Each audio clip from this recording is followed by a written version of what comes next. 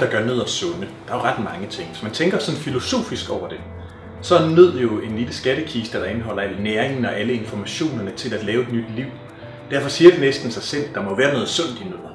Og hvis man så skal ned i detaljerne, selvfølgelig er der noget fedt i nødder, men det er den sunde slags. Så der er nogle af de fedtstoffer med, som vi faktisk ved er vigtige for hjernen, de er vigtige for kredsløbet, de er vigtige for huden, de er faktisk også vigtige for fertiliteten, og som der ser ud til at kunne være med til at holde forbrændingen ved lige. Så vi skal faktisk have nogle af de fedtstoffer, der findes i nødder, for at hele kroppen fungerer.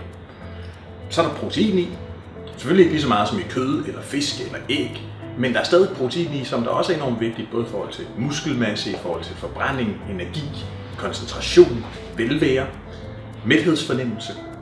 Og så er der jo selvfølgelig en masse fiber i, som der også er gode, fordi vi ved, fiber i fordøjelsen, de mætter, de er faktisk også med til at stimulere forbrændingen, stabilisere blodsukkeret.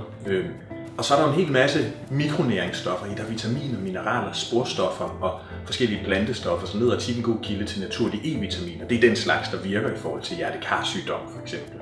Så der faktisk beskytter og mindsker risikoen for hjertekarsygdom. Man finder tit magnesium og kalium i nødder, som der er nogle vigtige mineraler i forhold til blodtryk, i forhold til energiproduktion, også i forhold til humøret. Så derfor så er der masser af grund til at spise nødder, og man skal da være med det der at være så bange for, der er kalorier i nødder, derfor må vi slet ikke spise nogen, fordi de mætter ofte så meget, at de bliver selvregulerende. Det er svært at overspise på samme måde nødder, som det er i slik for eksempel, hvis man tænker kalorier. Og så er der også det med nødder, at de er altså lidt hårdere fordøjet, så derfor så skal man regne med omkring 30% af de kalorier, man måske regner med der i, dem optager man ikke alligevel.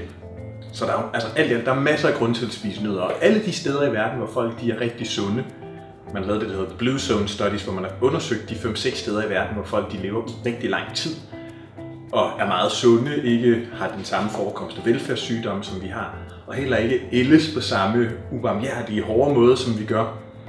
Og en af de ting, de har til fælles kostmæssigt, det er, at de spiser en lille håndfuld nødder dagligt.